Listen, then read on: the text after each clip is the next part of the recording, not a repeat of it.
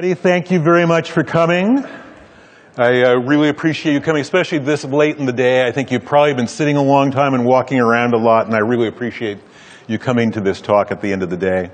This is 8 Keys to a Long Career in Games, and I think it's probably pretty obvious visually to you why they chose me to give this presentation.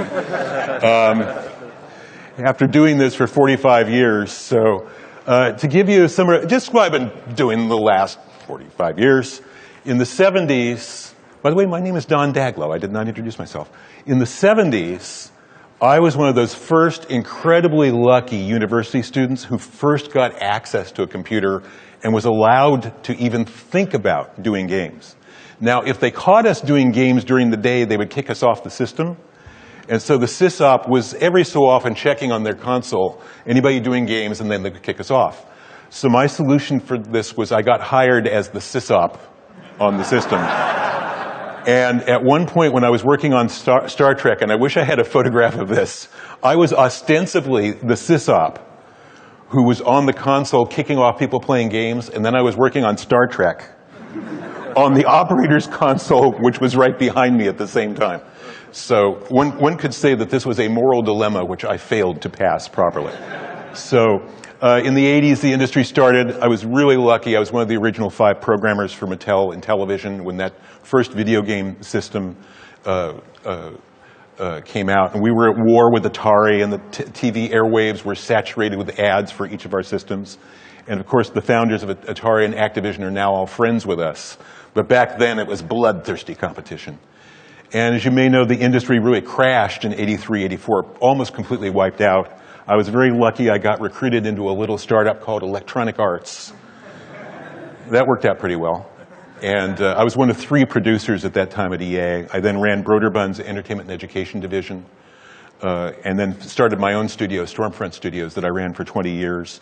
Primarily a AAA console studio, although we did a lot of online games as well. And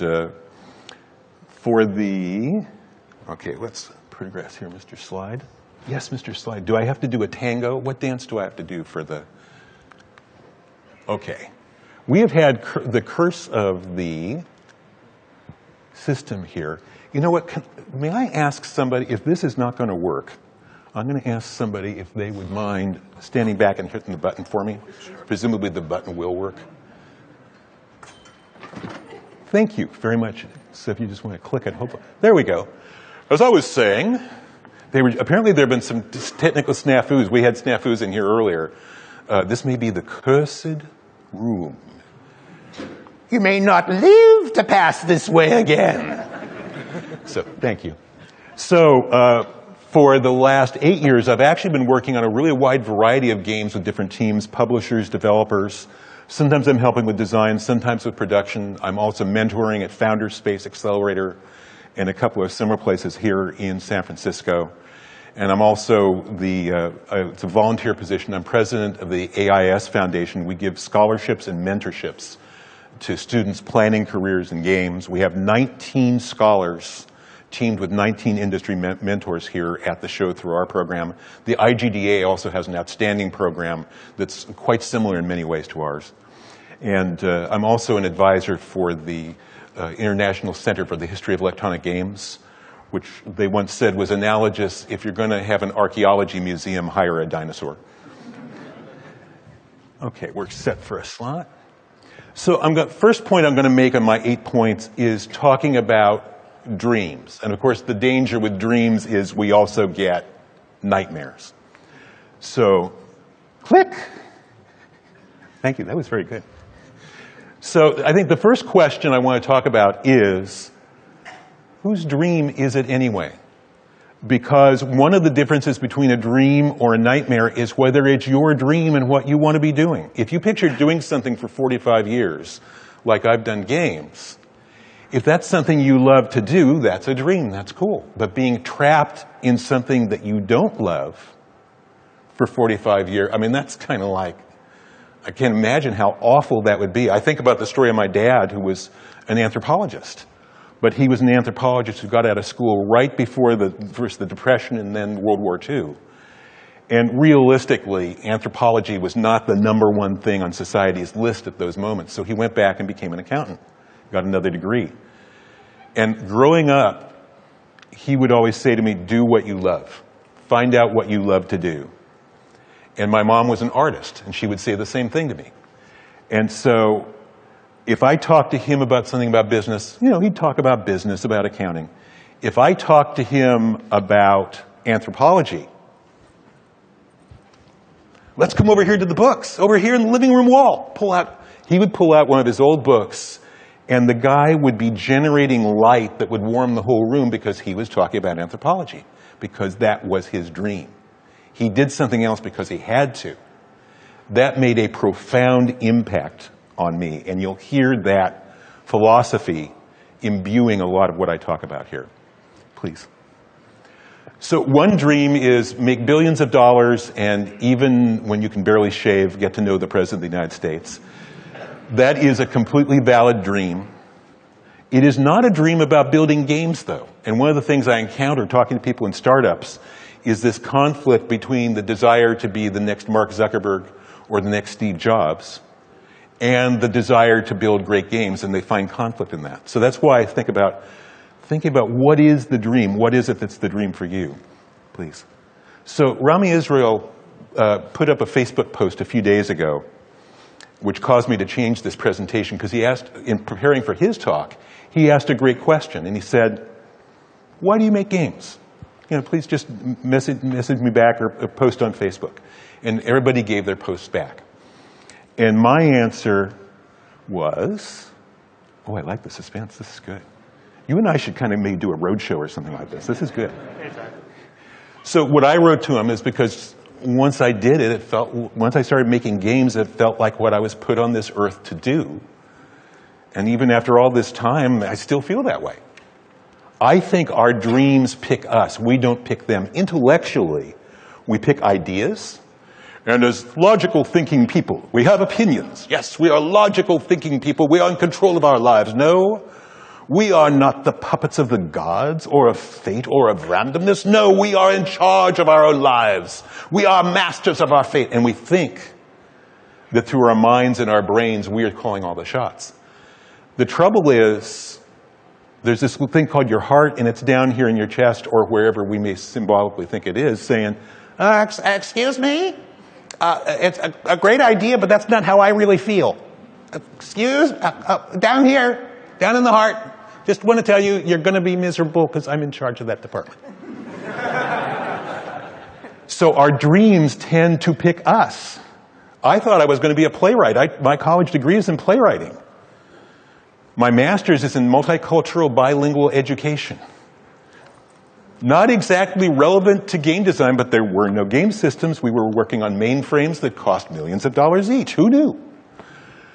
So I think that very often our dreams pick us. So a lot of what I'm going to be talking about is this idea of being able to still be intelligently trying to run your life as best you can, but also the idea of, in parallel to that as a background thought, the idea of being receptive to what the hell it is that your heart is telling you and what your personal feelings are telling you about what makes you happy and what makes you unhappy, what makes you feel trapped, what makes you feel joyous and fulfilled.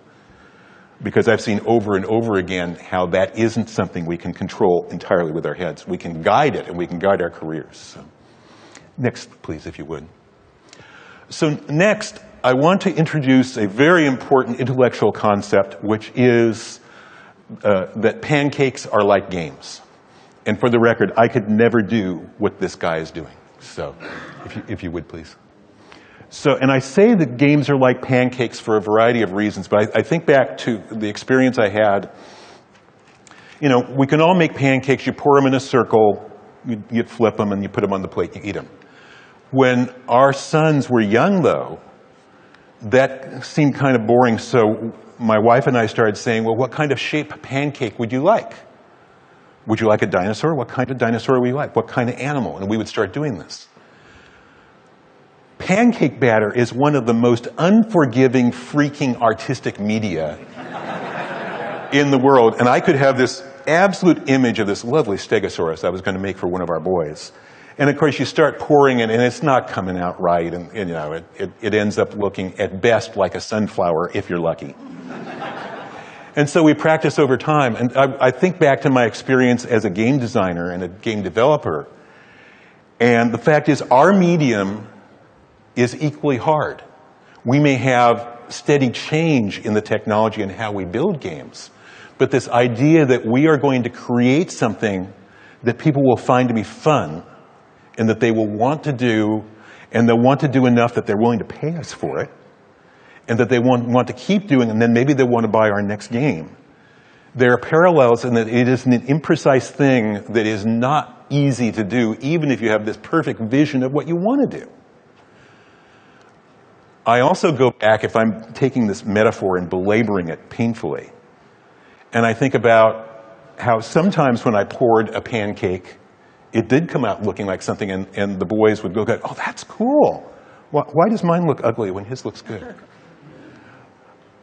But the same is true of games. I've had games where I was working on them, and you know, it might be a case where I was the lead designer, and I'd be driving to work in the morning going, I can hear the 1812 overture now. People are going to be pretty impressed with this game when we ship it. Yeah, it's going to be pretty cool. I can hear the trumpets and this rising. Yeah, I'm going to march it, and we're going to do this. And then we ship the game. It isn't what I want it to be. I had made some stupid mistakes or had some stupid lack of insight, and right down like that. I've had other times it was, I just love this damn little game. We work on it. It's something we love. We didn't expect it to sell. And now, that's what Utopia was like on the television, which was supposed to be a line filler. It'll balance the line. We have all the sports titles. We have all the action titles. It'll be it's a simulation. It's cerebral. It'll balance the line. And then it turned out to be a hit. You just don't know. So we are doing something that's very hard. We are doing something where the quality of what we do is very unpredictable. And yet, when we do it well, it looks like magic. When you get that Tyrannosaurus Rex rampaging across the griddle finally, it's a wonderful thing. And the same is true of games, but we have to accept a lot of failures in with the good ones. And so just like I have come to accept that most of my pancakes are not, if you would please, are not perfect, I also know that both as a pancake maker and as a game developer, I don't want to keep making the same old little round thing. I get really bored making the same old little round thing. But what that means is you have to accept that you will have a steady stream of failure throughout a short, medium, or long career. Because by not making perfectly round little things, and by using batter that is incredibly hard to manipulate, leaving out the issue of my lack of art skills, you're doing something where you will often fail. And the act of trying to do something special increases the likelihood of those failures. But it is also what enables those wonderful successes. I can also say if you do this for a long time, the cool thing is people stop talking about your failures after a while, and they keep talking about your successes. So it's almost like you're cheating later on in history. So I can commend that part of it. But I can joke about it, but emotionally it's tough. When you ship a game you loved, and you may have worked on it for a year and a half, and nothing happens, it's not there, and you look back and you say, hey, for me personally, not just the team, for me personally, here's 3 things I could have done better, 3 places where I was stupid, 3 places where I missed something. That weighs heavy on you.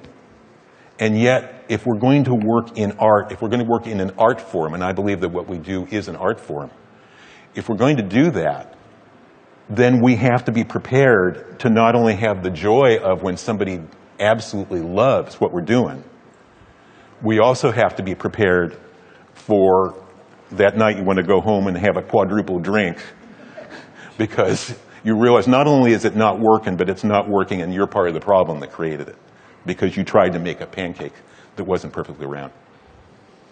And, you know, for some people that weighs heavier than others, but I think it's part of the baggage we have to carry in order to try and make hits and make things that aren't perfectly round. So for my next point, I think that we can go back to Groundhog Day. There's 2 movies I want to bring up on this point. And I absolutely love that movie. And one of my takeaways from it that I think is relevant here to what we're talking about is that Bill Murray discovers the power of iteration in that movie.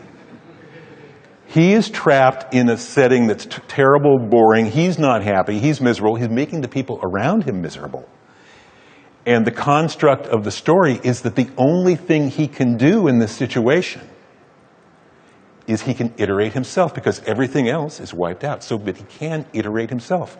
And we as game creators are used to this idea of iterating our games. We know that a lot of times your first playable is not so good, and we massage, repeat, rinse, and eventually we get to something we feel good about. But very often I think we don't think about the idea of iterating ourselves. And if you are in a long career where the technology changes, the systems change, the companies, publishers rise and fall, where business models change, you are in that position where you need to iterate not only your products, but you're going to end up needing to iterate on yourself. Because over time, the old self isn't going to be what you need in order to keep going, if you would please. So that's why I think about Groundhog Day and The Wizard of Oz. So Groundhog Day, for me, is that power of going out and learning for yourself and growing yourself, no matter where you are and how trapped you are, and thinking of yourself also as an evolving being. And I'm going to talk about that a little more in another point. And the other point tied to this is, why am I still carrying the clicker when it doesn't work? Maybe it'll start working. The other point about it is, and I work Wizard of Oz into a lot of my presentations, but what I take here for this is that this is not an individual thing. It's a team. And one of the messages of this movie is that any of those individuals was dysfunctional and unable to get anywhere and do anything. And it's because they collectively found each other and worked together. That's where something special happened. And I get asked a lot about the old days at the beginning of the industry where, yes, I was the engineer, I was the game designer, I was frighteningly the artist. Audio, thank God I was able to integrate somebody else's audio code so I didn't have to go pretend I was going to be good at that. And so they said, don't you miss that now when you had it all under your control? And I feel a nostalgia for the era. Our kids were little. I was working with people I dearly adored to work with, who were great people. But I actually don't miss that, because I have had, through the experience of working as part of great teams, two things have happened. Number one, it's even more fun when you're doing it with a group of people rather than when you're marching all by yourself. And I think the second part of it is, if I'm the lead everything and I do something stupid or I say something stupid, the game is stupid.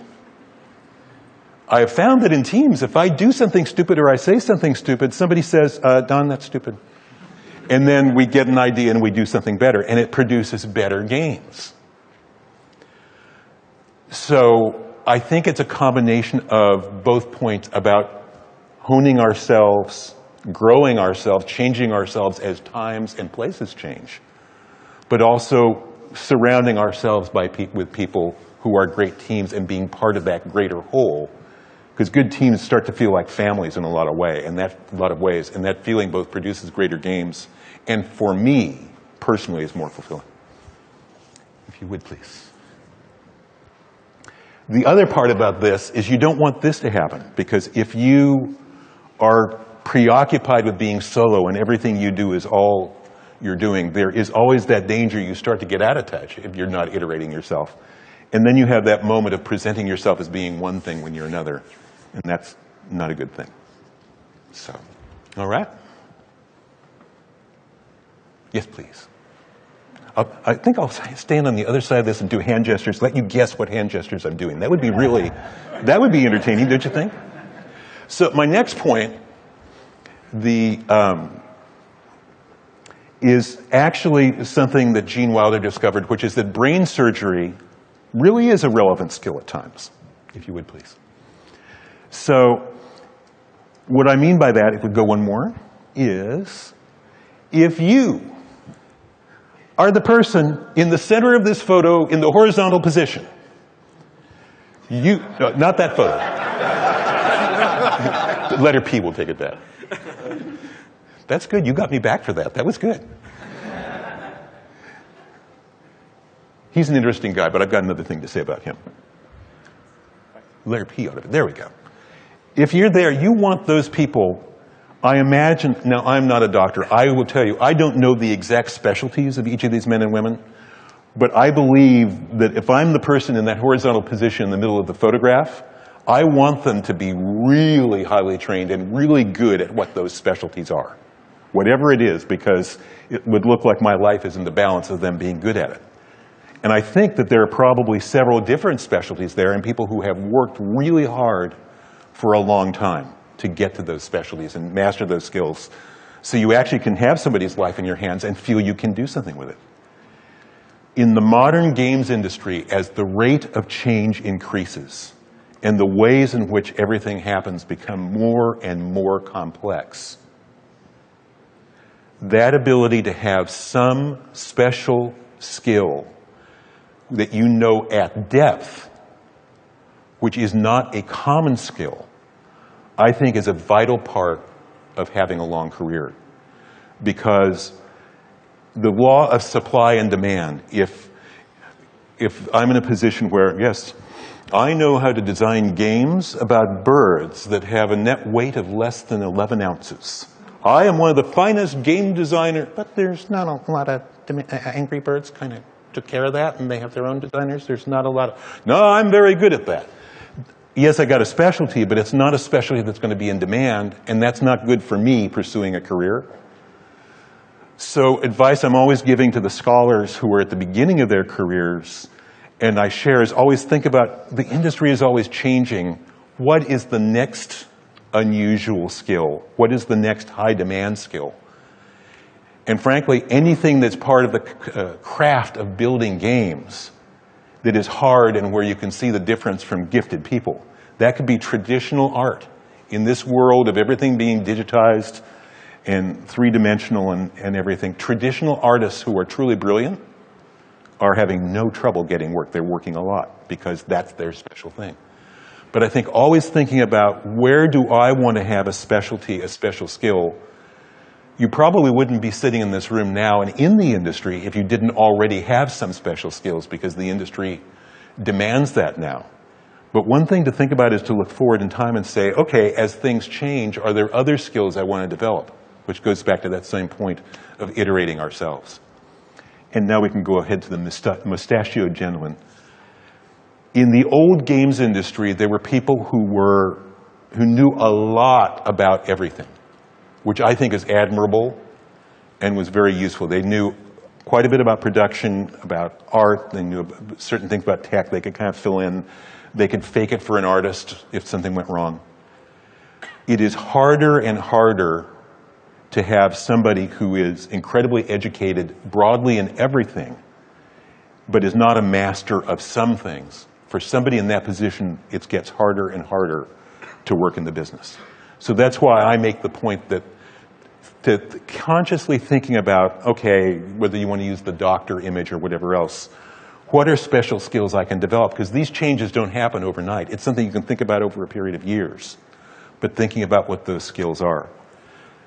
I think probably, I don't know, 6 times a month. We're fortunate here in the Bay Area because we have lots and lots of interesting meetups. I'll probably go to about 6 meetups a month, going out trying to learn things that I don't know yet, just because I feel that that's part of this process of just staying a step ahead and having that kind of knowledge. Okay, we can go to the next one. So I have just said, for the record, so let's recap for a moment. I've just said, be careful of being too generalist and not having some special skill where you're really special at that skill. And think about learning new skills that are special. I'm now going to turn around and completely hypocritically say, but also I think we should be like Renaissance men and women. And here we have a great example of Renaissance man and woman. Da Vinci, we know well, 15th century, so many skills in addition to painting. Anguissola was a court painter in the court of the King of Spain. Likewise, very diverse knowledge and background. So we can go to slide. So I think they should apply. So I want to see if I can explain in a way that makes sense this, be careful about generalism, but be a Renaissance person. So go click. So for example, let's say we're just looking at shooters, just at one genre. A shooter takes place in some historical era. Having an understanding of history for anybody in any discipline working on a shooter empowers them to think about that time. If it's future history, you actually have to understand the trajectory of recent history to be thinking about how that would project into future history. So the knowledge and the study of history, and I've seen this over and over again in games, is not I watch the History Channel sometimes. It's not an ancillary thing. It's relevant. What do we have to have in shooters? We have to have a storyline. We have to have missions. We have to have character arcs. This is literature. That's what that's called. And so that understanding about how story works is essential. Even a game where conflict resolution is being done primarily with knives and gunfire, we still want a story. We want a reason to care about our characters, to care about our mission and what's going on. And so those traditional kinds of soft skills or liberal arts skills that may seem to be irrelevant in a constantly more tech-driven world are, in fact, I think, very valuable. And over again, I see teams and individuals who have that gain benefit from it. There's something different about their games. Their games have a different sense of realism to them. If you have artists who not only can execute an art, but understand art history and the history of style, they won't give you a shooter that looks like everybody else's shooter. They can give you a shooter that looks right, but has its own unique look, because they understand the history of art and the understanding of how color, form, light can achieve different styles and how that's been developed through history, they will understand. So that's why I'm saying, on the one hand, being too much of a generalist and not a specialist is dangerous. On the other hand, I think the tremendous advantages in a very complex and competitive industry come from having that other knowledge. And I think the study of that knowledge ends up being useful not just for the lead designer and not just for the writer, but actually for everybody in every discipline. You see ways it shines through, in my opinion. If you click, please. So I look back and I mentioned that my first professional work was on Intellivision, which if you ever go back and look at the graphics of what Intellivision games looked like, you would kind of start to laugh. But I felt this machine was really popular from about 80 to 83. And at the end of 83, I thought, wow, I know everything about game development. I know about game design. Boy, I really know everything now. We've iterated, we've done all this stuff. And of course, the industry was crashing around us, but now I know all this. But of course, I think of it now, later, and I look back at what I knew and I think, oh, kid, it's pathetic. You knew this much. That's how much you knew. So that's why we have to keep changing. So go ahead, and if you would. You read my mind. So I look at this chart, and let me ask you, if you could be any of these creatures, which one would you guys like to be? Just give me some answers. Okay, I'm hearing modern horses. I'm not positive how to pronounce Equus, so I'm trying to avoid saying the word so nobody knows. I'm not sure how to pronounce it. When the movie was out, I knew how to pronounce it, but now I've forgotten again because the trailers aren't around anymore. I agree with you. If I'm going to be an animal on this chart, I want to be the modern horse because all the others are dead. Would you like to be a living animal or a dead one? Well, I'd like to be a living animal. Thank you. That would be very nice. And why is the modern horse the one we want to be? Because he's still alive or she is still alive? Because they evolved. They changed and grew and adapted to things. And in this business where things change so much, that mindset of saying, yeah, no, I don't want to be the extinct one, I think it's all part of that worldview. Okay, if you would. So one thing that used to, at a certain point in my career, I was leading teams and I was no longer acting as lead designer. But if I look back at games where I was the designer or lead designer, this is a kind of a cross-section of some of them. And one thing you'll notice is we've got Neverwinter Nights, which was the first graphical role-playing game, multiplayer role-playing game. And we've got LaRussa Baseball. And normally RPGs and sports, it's kind of, I've had people say through the years, that's a weird mix. Well, I love RPGs and I love sports, so I did what I loved. And of course, the people who came and gravitated to our team were people who liked RPGs and who liked sports. And some liked only RPGs and some liked only sports, but it all worked out. And you can look at, well, here's a kid's game. Well, yeah, I like kids' games. Storytelling, that was cool. Utopia was a sim with some real-time strategy elements layered on it. Stronghold was an early real-time strategy game. This goes back to that whole thing of the Renaissance man or woman. If you have broad interests that you then reflect in your specialized skilled work, I think that's what pays off. I think my diversity of interests has helped me rather than sabotage me. Yes, please. The other funny thing that can happen is you can look on eBay and you can see a game you built selling for $405, 26 people watching, all of whom are saying, that's a ridiculous price, I'd never pay that, I'm going to watch this thing until they lower the price. But it is funny to see. Okay, we can go ahead. So my next point is taking that idea and turning it towards a different direction. We know that for many centuries, people thought that the world was flat. This is a map of the flat world, and we've got the gods blowing something across it, blowing currents and air and winds and storm. And of course, they've left out half of the continents in the world, but never mind. So that worldview clearly was very limited. So we can go ahead. So one of the points I think helps is to study the big picture of how the games business works.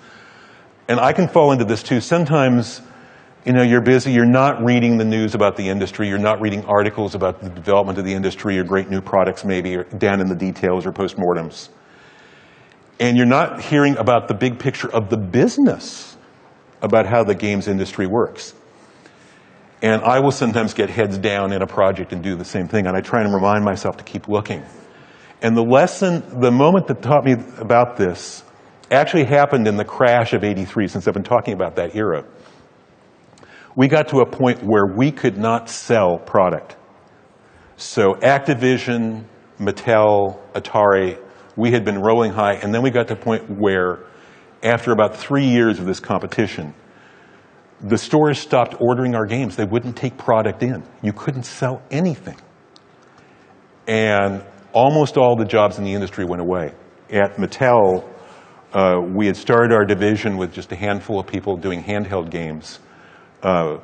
We peaked at 1,200 people 2 years later when they sold off the division basically as inventory. 5 jobs went with it. So startup, 1,200, 5 jobs over about 4 years. That was what that era was. And I'm sitting here because I thought, hey, I've got this career, we're doing this exciting stuff, we've built this wonderful team, these great people, and then suddenly this starts happening and we have wave after wave of layoffs. And it's just heartbreaking. I won't go into all the analysis and stuff like that because we could talk about that for an entire session. But one of the guys who had worked in the toy business for a long time, who was an executive in the company, I had a chance to talk with him, great guy. And he said, here, I'll tell you why this is happening. I understand your frustration. I'll tell you why it's happening. And by the way, the whole thing is going to go, and I'll tell you why. The reason it's happening is because we are part of the toy business. And you must understand the toy business to understand what's going on around you that seems so insane. In toys are invented, they're popular with kids for a while.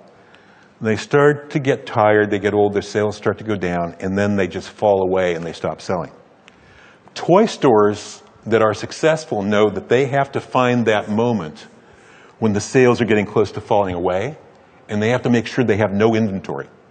Because if they have that inventory, and the toy company that is giving them the toy goes away, that they have no way to send it back. It's on consignment, but if the company's gone, it doesn't matter.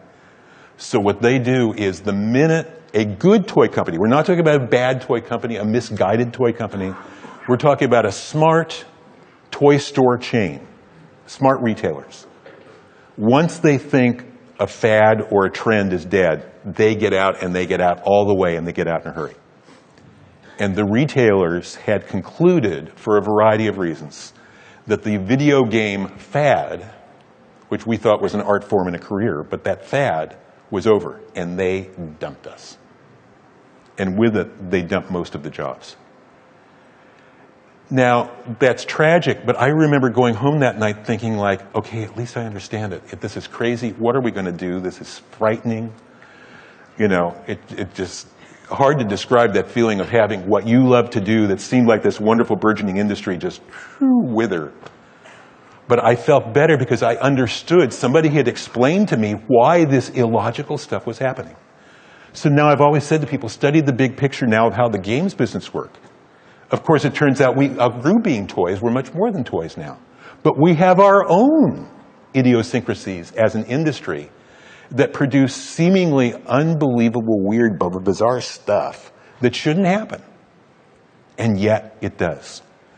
So I think the way to not feel like a victim, but to feel like somebody who's still guiding a ship on these waves, is actually to keep an eye on what's going on, some of what might seem like boring industry stuff, but to study the business of games and understand why this stuff is happening around you. Because I think it makes it easier for you to get through some of the weird and bizarre times. And obviously, somehow or another, we survived 83 and 84. Okay. And I use this picture for an example of it. A lot of people have said once people saw this picture, the self-image of human beings in the world changed when that photograph first appeared, because suddenly it was the first time we ever saw ourselves in the context of being a planet just floating in space like that. Okay, we can go ahead. This also, it kind of goes back, I always think my parallel for this is right before election, since we're in the middle of election madness now, is before an election, even though I hate to do it, I will go and read the voters pamphlet. And since I live here, I actually would not technically read the state of Washington voters pamphlet. As fascinating as that might be, I would read a California voters pamphlet, just for clarity. But I'll read it to try and actually understand the issues, because so much of what gets said is garbage. And even now, I think one of the things you have to watch out for, even in the games business, we see in politics demagogues, you know, spouting hatred and outrageous stuff. And I think you have to watch out for these kinds of people who are telling you what you should think, telling you what you should do. We can go ahead to the next slide. Because those people, those demagogues who think they know it all and are trying to tell you things like this, and you should listen to them, are very suspicious people. We can go ahead.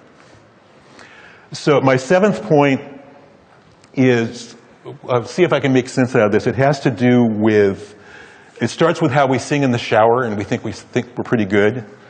And then we go and audition for American Idol, and maybe we're not as good as we think. So let's see if I can make sense out of that. So we can go ahead. And I call this the star maker machinery behind the popular song for a reason. There is a song that's now, 40 years old, where this is one of the lyrics. And it's basically, the gist of it is, Joni Mitchell was the artist who wrote and sang it. And she was saying, you know what? I'm not doing what I love to do anymore. In fact, I'm not doing what makes me happy anymore, because I'm pursuing being a pop star. I'm pursuing being a hit musical star. But ironically, I'm chasing my dream. I'm doing what I want to do, and yet I'm not as happy. I'm more unhappy. In fact, what I want to do is go do other things than this. But I've decided to be chasing the star maker machinery behind the popular song. This relates to us, I think. Please. So if we think about musicians, okay, I sing in the shower. I think I sound pretty good. I don't think others would agree. You listen to the American Idol auditions, and you hear a lot of bad singers. But there's a lot of really good musicians. There's probably hundreds of thousands of people at the level of skill of buskers. Some buskers are pretty good. But being pretty good will not make you a living, as this lady, I guess, is saying. Okay, we can go ahead. And there are many, many thousands of professional musicians who are highly trained, really, really good musicians, who are working 7 days a week, gigging in clubs, driving long distances, not seeing their families much, just barely making a living. And these are wonderful, gifted, talented musicians. And so we start to see this pyramid forming, which actually, if you look at the music business, the movie business, professional sports, these same pyramids all exist. So, but they are making a living. Okay, we can go ahead. Now, here's the San Francisco Symphony. They are making a living at their music. Now, most of those musicians are also teaching students to make more money. They are outstanding musicians, and there's a few thousand in the United States who have at that level. There's other kinds of studio musicians who have the same kind of lifestyle with different styles of music. But the pyramid keeps going up. There's fewer people. And then you look back at American Idol, that first step of it, or even Singing in the Shower, what do we all really want to be? We keep thinking, oh, you know, I'd love if people kind of bought my records like maybe they buy, I don't know, let's go ahead. Maybe Adele. I would love to sell as many records as Adele and hear my songs, my lovely, beautiful voice, my beautiful voice on the radio. Yes, I'd like to do like Adele. And we think about this very tiny number of people at the top of the pyramid. And I'm an American Idol junkie, I admit it, if you hate me for it. But I think I've learned a lot out of watching it. And you watch people at the beginning of that show, and they're all saying, I've had this dream my whole life. This is what I want to do, talking about dreams. This is what I want to do, and I want to be like Adele, or I want to be, and they'll talk about big stars. And so they are here thinking about singing and music, but their focus is on stardom. That's what they're thinking about. And it's interesting because you ask them, some of them will talk about how they feel about music. Sometimes they'll talk about how they feel about how people respond to their music. But so many of them say, I want to change my life. Music will let me change my life, basically because it'll bring me more money. And it'll bring me attention. I'll feel better about myself and I'll have more money. And I think one of the dangers of this, if we go ahead again, is that this is really marketing.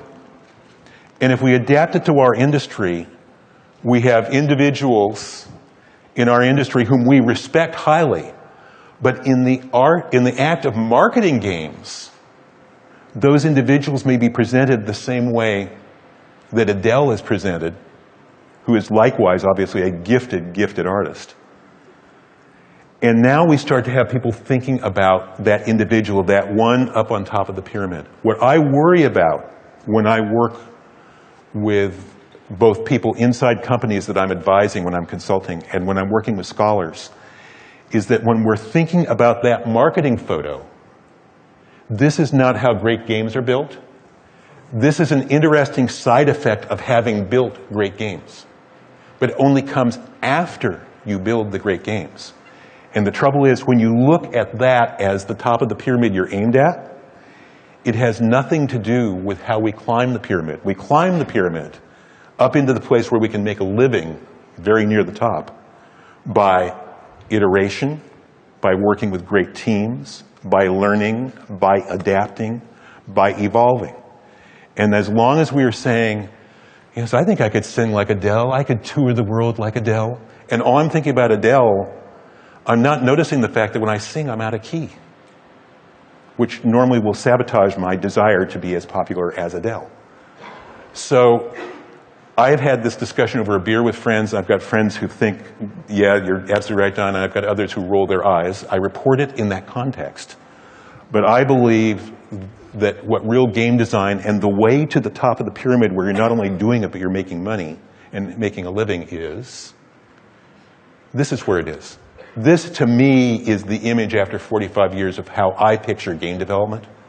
It isn't a marketing shot of one person. It's a bunch of people who love to build games and want to build great games that other people will love, sitting down and doing the work of building those games together. So when I think about what I love and what I want to accomplish as a game maker, and I think about the craft of doing it, I don't think about publicity shots and marketing that could come later. This is the feel I think about. This is just a game. This is a game jam in Berlin. This is what our craft really is. This is people practicing, learning, doing, iterating. This, to me, is the path up the pyramid, because with hundreds of thousands of games in the App Store, with all of the different changes we see, our industry, which was always competitive, is becoming more competitive. The angle of that pyramid, as in other entertainment media, gets sharper. And I think the key to doing it for a long time is to be thinking about how we're growing even as we're doing things. And to me, that means we're focusing on our craft and not on the idea of singing like Adele, which I obviously don't do. Okay. So my eighth point, my final point, is we can look at GDC and say, this is a really big conference. This is a big industry. We've got lots of people here. This is a gigantic business. But, you may have 20,000 people at GDC. This is still a very small industry. If you have a chance, I saw some faces nodding of people who I think have been in the business for a while. If you have not been in the business for a few years, talk to some folks who may be your friends who have been around the games business 5, 10, 15, 20 years. Ask them if they think it's a big industry or a small one. I would predict they would say it's a big business, but it's a small industry. And how can that be possible if you've got everybody here at GDC and the madness that we are surrounded by? I'm damned if I know. And yet people keep working with the same people over and over again over the years. You run into people again. I walk through the hallways, I haven't seen you for 6 years. I haven't seen you for 12 years. But we both remember what it was like to work together. So if you would. There's a lot of different signs for symbols for karma around the world and society. This is just one of them. But basically the point is, whatever you do will live after you on any project. So what I recommend for a long career could be spoken as the golden rule. It could be spoken as to be driven by values instead of by other things. It could be spoken as being the straight arrow or seeking to be a straight arrow, whatever it means to you. The one thing I would say that is very hard to do is to do something where you seize advantage to the disadvantage of those around you, or where you do things that we could call cheating or taking advantage, and think, it's a big industry, it'll never come back to me. It is amazing how effective karma is. And after all these years in the industry, I'm amazed at how often, not always, but how often it comes home to roost in both directions. And I think about the 19 mentors we have working with our scholars now, just as example people. They're volunteers, they're working with these students, help them launch their careers. Each one of them, apart from this, having known folks for years, each one of them exemplifies this, and it's just one more example of it. So this is a case where actually giving back, actually, I think, feeds back to extend your own career and benefits. Okay. So I'm going to come back to finish off the presentation. Hopefully have a little time for Q&A. I want to go back to the first point and revisit that for a moment. And saying, whose dream is it anyway? Because you want it to be your dream. You want it to be what you want with your life, rather than what somebody else wants for you, or what Uncle Jack said would make a lot of money, or where somebody said, oh yeah, this is where all the growth is. This is where the future dollars are. Let me tell you, this is where it's all going. That's somebody else's dream. In fact, it may not even be a dream. It may just be a desire. But if you know what your dream is and what you want to follow, then there's something else that comes with that, if you would. And been telling different stories about in television today. I actually had a different picture here from another era until last night. And I went back and changed my slides at the last minute.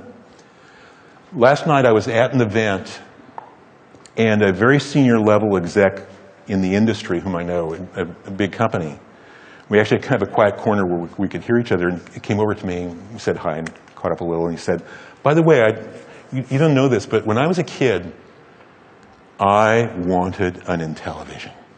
I wanted one so bad. I had a job after school. I saved. I finally bought one. I played it. Loved the games that came off your team. I think he probably loved some of the games that other teams did competing with us, which I don't want to hear about.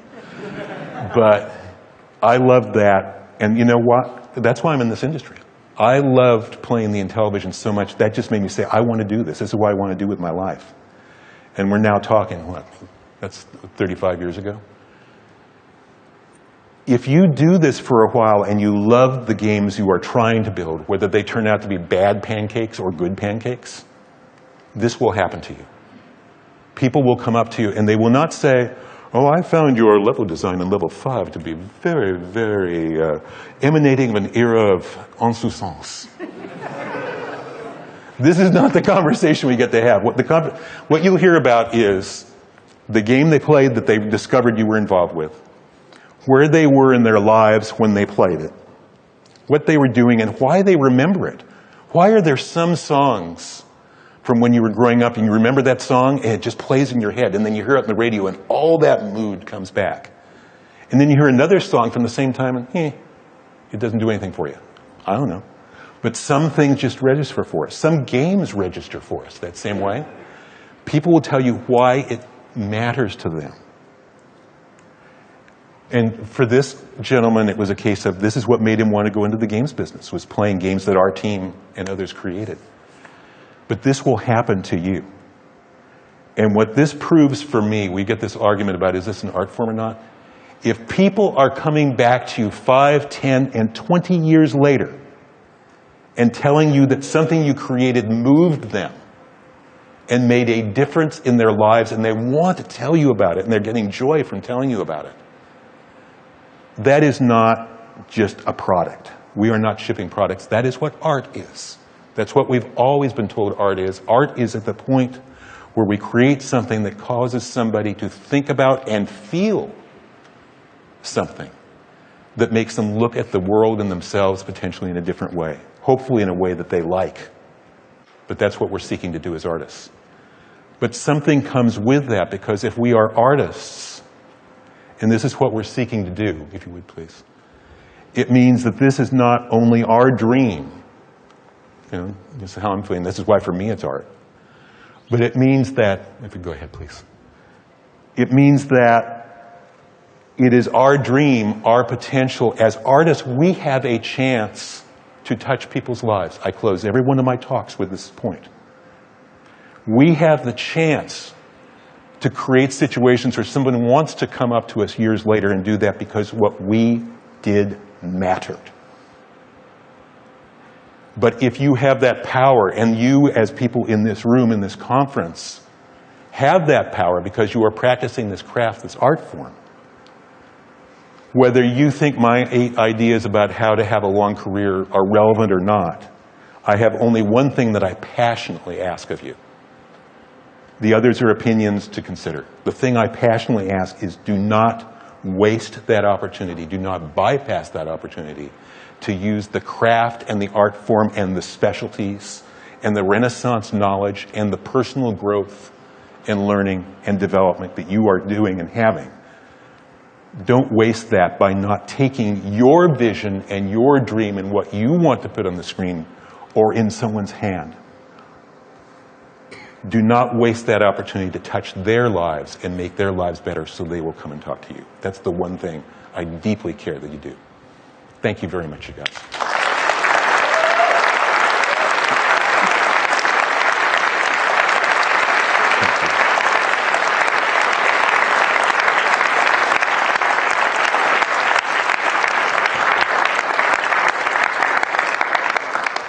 How much time do we have for Q&A? Did I leave anything? 7 minutes. And we've got 7 minutes for Q&A.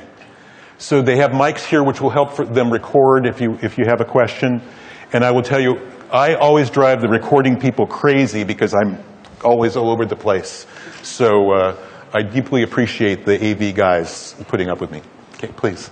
Hey, first of all, thanks a lot. I really appreciate a lot of the insight you had. And if I could squeeze a little more out of you, if you don't mind, one of the things I was wondering is whether through anecdote or just generic insight, general insight, do you have for people who, I'm a programmer, I do a lot of programming, but being on a small team, you sometimes have your hands in a lot of pies. Sometimes you get hyper-focused on what you're doing because that's the mode you need to be in.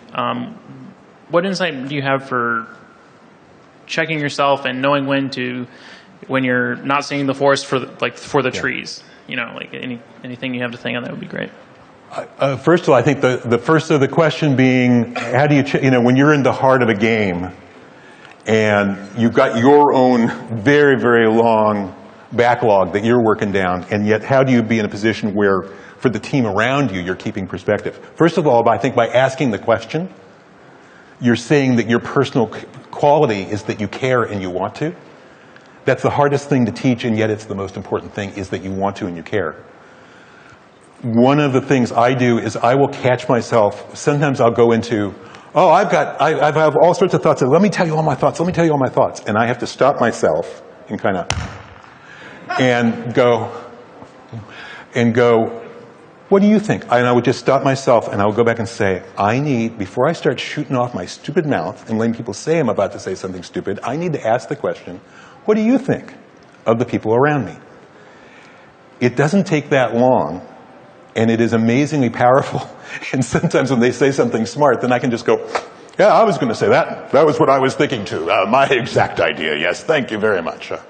So I think that attitude is a lot of it, but the old, when the most senior, in terms of traditional ranking, when the most senior person in the room can speak last, and you have that opportunity, every team will be a little different, and you have to adapt that tactic in different teams.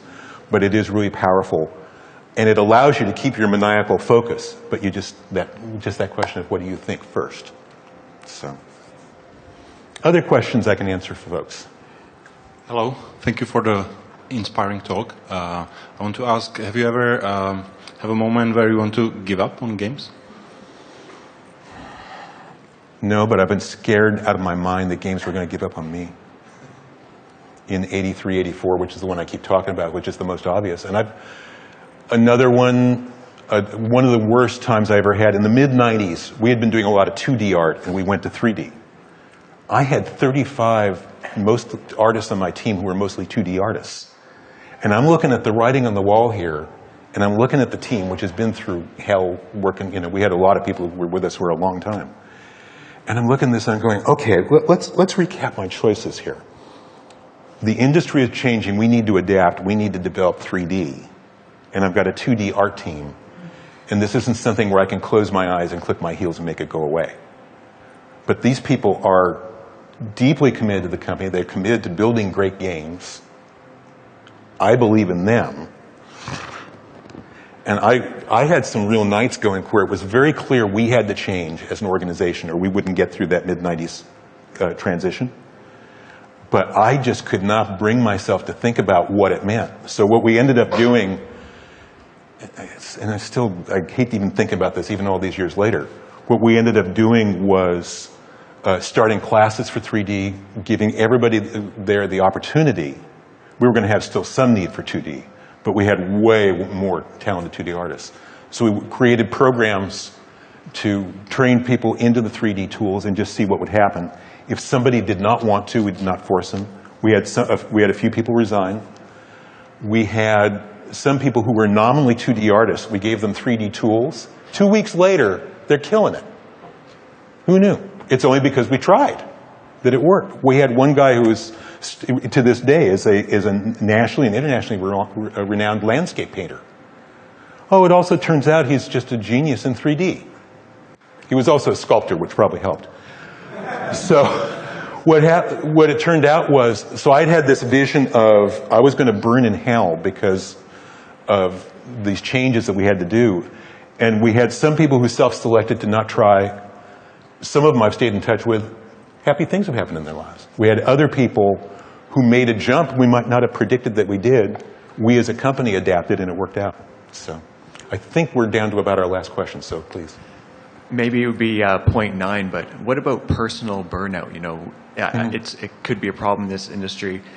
I'm in 5 years in, so not quite as far as you, but I have a young family, and so far I haven't burned myself out, but I'm getting to the point where I'm a bit worried about burning them out. So what about pacing yourself and avoiding that?